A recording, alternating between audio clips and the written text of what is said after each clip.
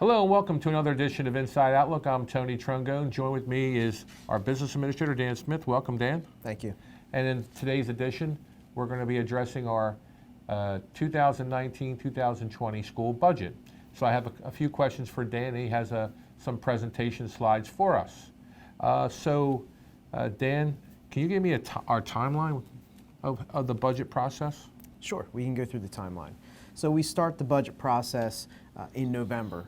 We work with our administrators on departmental budgets all the way up until April. March 7th, we received our state aid figures from the state of New Jersey, and March 20th, we submitted our preliminary budget to the state. And what that does, that allows the county business administrator and superintendent to review our budget, meet with the superintendent and myself, and discuss what's in next year's budget. So that happened on April 15th. On April 17th, we received our approval from the state so that we could advertise our budget, and that leads up to May 2nd, which is our public hearing, and that's when our final budget will be approved. Through this process, we have been doing presentations, specifically in February, and then again in April and May. We presented a two-part budget overview at our faculty meetings to keep our staff informed of the budget status and what's going on with our state aid. We've also been doing public presentations. We've been at various community groups presenting the budget and taking questions and speaking about the tax levy and changes in our state aid and how taxpayers can help us maintain our current funding levels. Okay, great. And we've had that road show, and I've been enjoyed the journey with you so far, Dan. So I guess the folks want to know, the slide we have here is appropriation. So in plain speak, what's in the budget? Well, there are a lot of different things that make up the budget. So the first item we'll talk about is our facilities. We have different projects budgeted for the 2019-2020 school year. We have a wastewater treatment plant at the Helen Fort Middle School that needs to be renovated. We also have our multi-purpose field at the high school, which is a project that's been on the back burner but still on our list of potential projects. Mm-hmm. We have climate control at the high school. If anyone's been on the third floor of the high school in the summertime, it's not too pleasant, so we're adding some air conditioning to that area of the high school. Great. We're planning on doing a parking lot in between the Emmons and Byzanski School to eliminate some safety concerns that we have there concerning students and busing and parent pickup and drop off. We have a sewer drain at the Stackhouse School that needs to be repaired. We will be seal coating and painting parking lots throughout the district. Our plan is to complete 5 this summer and the rest the summer of 2020.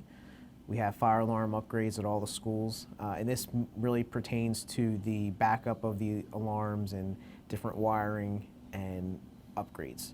So our alarms work, they just don't.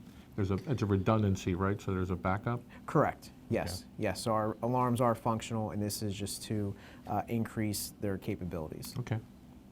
And then also at the Helen Fort Middle School, we will be replacing flooring in the cafeteria, the main office, and the guidance office. We also have emergency generator wiring at some of our schools. So those schools do currently have generators. It's just adding additional things that are powered by the generator in case of power loss. Mm-hmm. We have roof repairs at the high school that need to be completed, sidewalk and curb repairs throughout the district. We have a transformer at the Emmons School that will receive new wiring. And then also at the high school, we have the courtyard there will be stoned to alleviate moisture issues that we're having in that area of the school. That's great. As far as school safety and security, we have AI phones at the Stackhouse and Fort Dix elementary schools that will be replaced. Burglar alarms will be upgraded. And again, this is similar to the fire alarms. It'll just be increasing redundancy and their capabilities. Then we will also be installing cameras at the Little Red building and the Co-op building throughout the summer. As far as school culture, we have 6 national schools of character and 4 state schools of character. And we will also be continuing our educational and trauma-sensitive schools.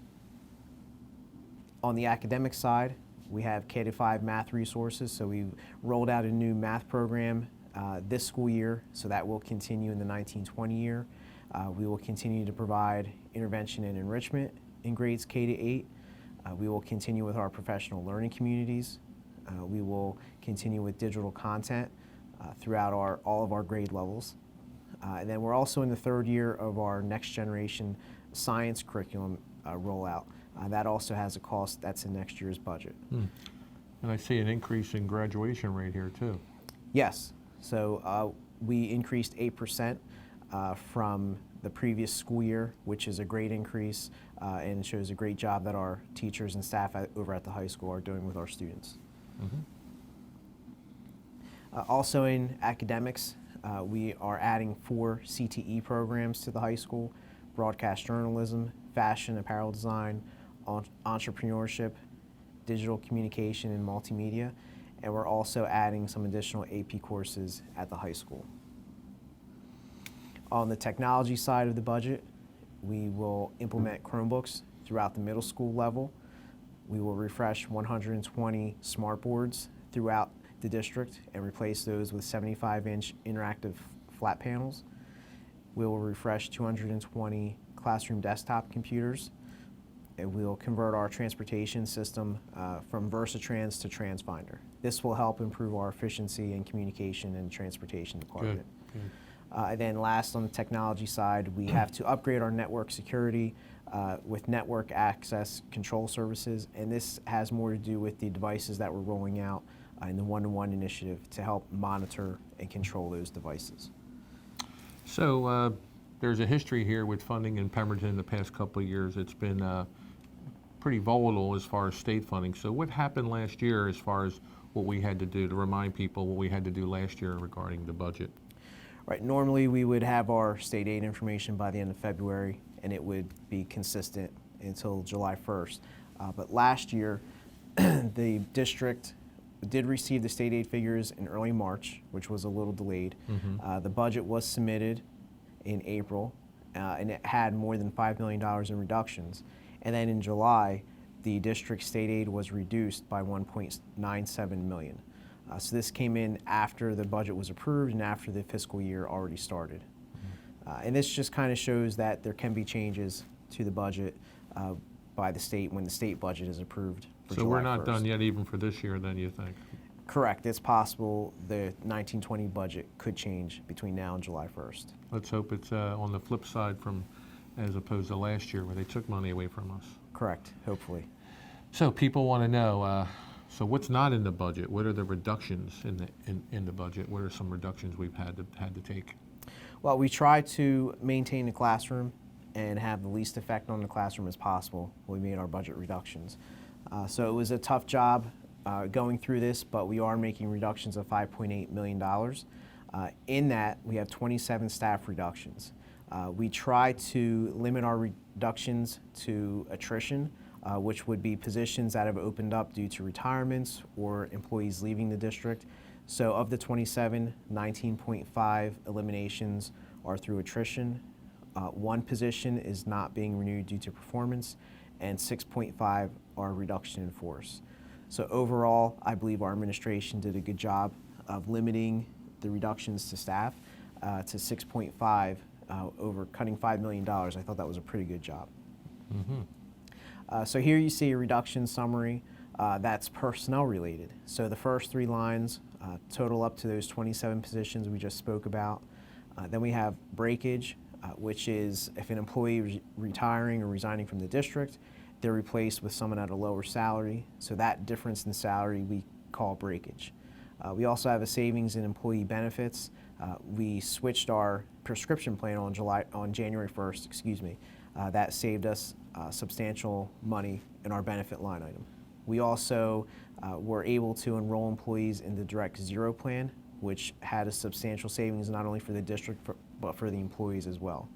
And then we're reducing some employee stipends, and we're hoping to reduce our substitute costs. So our personnel-related reductions are just under $3.9 million. Our non-salary items, the biggest item on that is our professional and contracted services. So the district has been spending a lot of money on outside vendors coming into the district and providing services or providing work that possibly could be done in-house. So we're looking to limit that in next year's budget and possibly save money there. We're also reducing the amount of equipment we're purchasing next year, and we had a big cut to our textbook line item in order to balance the budget. So our non-salary item reductions are just under $2 million. Okay. So I guess the next step is revenues. And so fill us in on the revenue side, but also what are some actions we have taken to preserve our level of funding from the state in regard to revenues? Sure. Yep. Our revenue can be a little confusing. So our first slide concerning revenues is just a summary of our revenues for 1920. And if we look at this kind of in three sections, the top half of the summary is our fund balance and reserve accounts. And those reserve accounts act as savings accounts. Money is deposited into them throughout the years. And for example, the capital reserve, you see $525,000 in revenue in that line item. That money is coming out and paying for the Byzanski-Emmons parking lot. Okay. So once money is deposited into these reserve accounts, they can only be taken out for that specific type of expense. Okay. Then around in the middle of the slide, we have our local tax levy, which is proposed at $15.6 million for next year. And then we have our state aid, and we broke out our adjustment aid, which is a form of state aid, but we broke that out on a separate line, so we're going to talk about that in a little more detail in the next few slides. And as you can see, our adjustment aid went down by $2.7 million for next year. And that's state aid, right? Correct. And our impact aid is money we receive from the federal government in lieu of property taxes. So for our military-connected students, we receive impact aid because those students are not coming from households that pay property taxes within the township. So the federal government helps subsidize our tax levy. Then we have our special revenue, which are grant funding from the state and the federal government. Our state special revenue of $8.1 million represents our preschool education aid. So that funding goes directly to the preschool program. Mm-hmm. Then we have some other miscellaneous revenue at $1.2 million. So our total budgeted revenue for 2019-2020 is just over $113 million, which is a $9.5 million decrease from the previous year. Here's a pie chart that just depicts where we get our revenue from. And as you can see, the biggest piece of the pie, the state section, is 77%. As that part of the pie shrinks over the next few years, the one area that can get bigger is the local share, which falls directly on the taxpayers. So we mentioned our adjustment aid went down by $2.7 million, and that's due to Senate Bill S-2, which was put into law last year. And that looks at school districts that receive adjustment aid if you spend above or below your adequacy level, and if you're at or below your local fair share. And if you meet this criteria, you'll have your adjustment aid reduced over 7 years. The district, unfortunately, does check all the boxes, so we are slated to lose $26 million over a 6-year period. Now we'll talk a little more in detail about S-2 and adjustment aid. So our proposed budget had $26 million in adjustment aid for So that number 19-20. there is the real number, that's what we got in state aid? Correct. Okay. But that's not the number that we're basing our reduction on.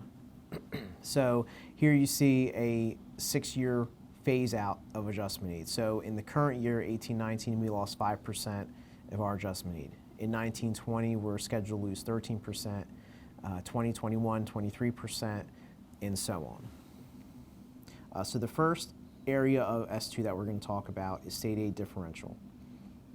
So the state develops an adequacy budget for every school district. And that adequacy budget is developed based on your enrollment and the type of students you serve and how much the state feels you should be spending on the instruction of those students. So for us, our adequacy budget is $76.5 million.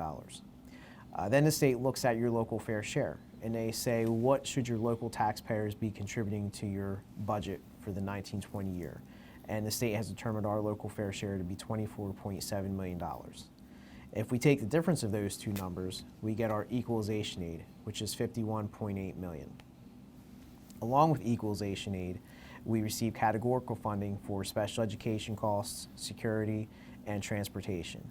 And if we add those 4 state aid line items together, we're just under $60 million at $59.799 million of uncapped aid. So this is aid that the state's saying we should be receiving. Our pre-budget aid of $80.7 million is the actual state aid we're receiving. So the state views Pemberton as being overfunded, and they say our state aid differential is $20.9 million, which is a difference between 80.7 and 59.7. So that's our state aid differential. And if we take our chart of losing 13%, we take 13% of our state aid differential of $20.9 million, and that results in our $2.7 million reduction in state aid for the 1920 school year. All right, so the next part we're going to talk about is adequacy. So these are adequacy rates that the state assigns to different types of students.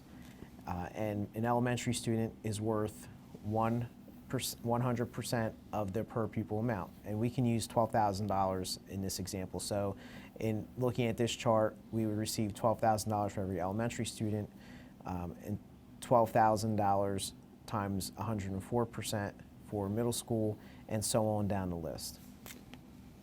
So if we look at an example of a high school student who has English as a second language and is also eligible for free and reduced lunch, we can determine what the student's weighted enrollment is based on the chart above.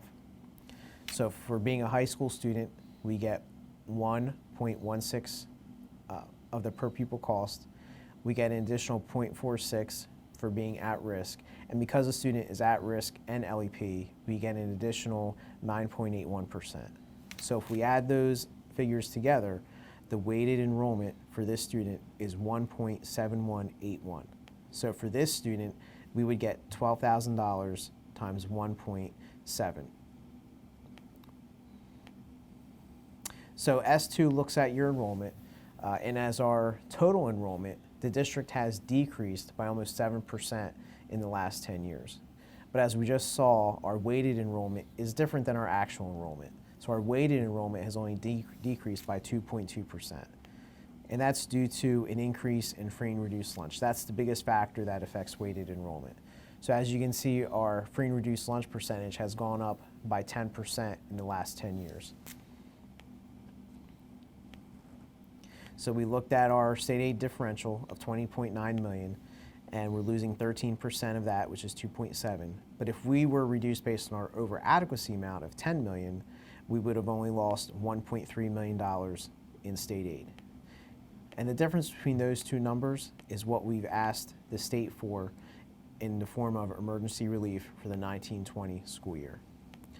So here's a chart that shows the remaining decreases in adjustment aid due to S-2. So as you can see, year 2 is that $2.7 million that we've been reduced, and corresponding to that in the over adequacy column is the $1.3 million that we feel we should have been reduced, and a difference of about $1.4 million. And as you can see in the chart over the next few years, the reductions in state aid are pretty detrimental to the district, regardless of which chart you're looking at. Part of S-2 says that if you are municipally overburdened, then you would follow the over adequacy reduction model in S-2. So for our total tax rate for the municipality for next year, we're at 2.274, and the state average tax rate is $2.287. So we were at 99.4% of the state average tax rate. If that tax rate were 100% or higher, we would not follow the state aid differential model. We would follow the over adequacy model, which is about half the reduction that we're facing right now. So what can we do to preserve our funding and move forward? Number one, we have to make sure we get all our free and reduced lunch forms from our representative population. We feel that there are a lot of families out there that aren't completing the forms that could use the assistance and should receive the assistance. We just have to work on getting those forms completed. We have to close the gap in our local fair share. So we have to increase our tax levy by more than the 2% allowed, but we have to make sure it's affordable to our affordable to our residents, to continue living the lives that they're leading now. We have to continuously look for efficiencies to maintain services to our students, and we have to keep advocating to local and federal government leaders. So this just depicts our state aid differential. So as we said earlier, our prescribed state aid of just under 60 million as compared to our actual state aid of 80.7. So as that blue column shrinks over the next 5 years, the only area, like we said earlier, that can get bigger is that local share, which would be a direct burden on the taxpayers. And this represents our local fair share. So as we said, our proposed tax levy for the 1920 school year is $15.6 million, and our local fair share is $24.7 million, for a difference of $9 million, which is our gap in local fair share that we have to make up over the next 6 years. Well, that was a lot, and I think that we've been doing a lot of work, and I can see that I think we're headed on a good path, I think, in my estimation. But I guess the next stage in this presentation, I guess people want to know is, what is the impact on local residents from this budget?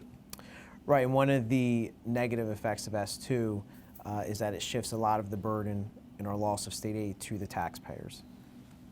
So as we look at our tax rate for Pemberton Borough, our ratables went down, which is not a good sign because that reduces our tax base and shrinks the burden onto our taxpayers. Our tax rate is estimated to go up by 7 cents. In the borough, our average assessment is $184,000. So that homeowner is going to see an increase of $169 in local school tax for the 1920 budget. In Pemberton Township, we have a very similar scenario. Ratables decreased, tax rate is going up by about 7 cents.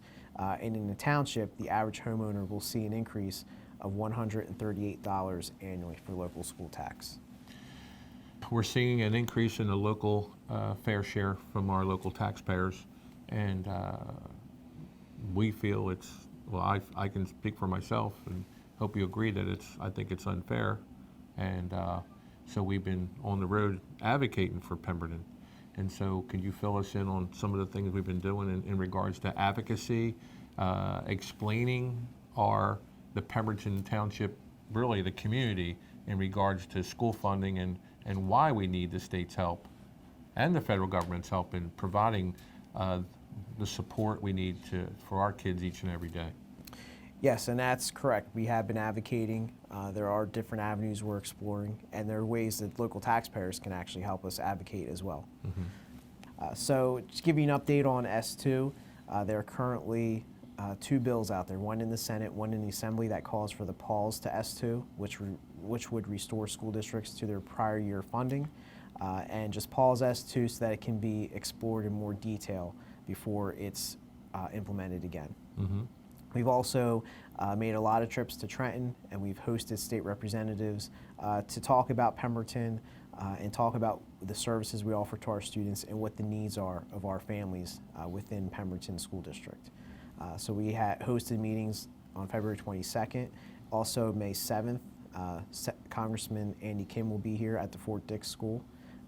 We were in Trenton in multiple dates in March for Senate budget hearings, Assembly budget hearings, and also meeting with representatives from Senate President Sweeney's office.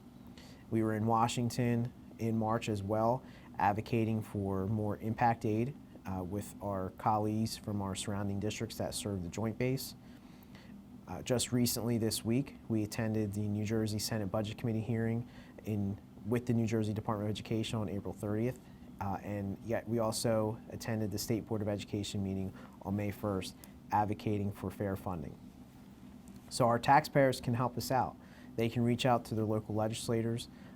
They can go through social media. They can follow Mr. Trongone on Twitter and also the SOS Coalition, which we're a part of. And anyone who has any information or would like to help out, feel free to reach out to Mr. Trongone and we can get you on the right path to give us a hand. So I guess our journey's not over. I know on May 2nd we're proposing the board to approve the budget, but it's not over, is it? No, I don't think it is.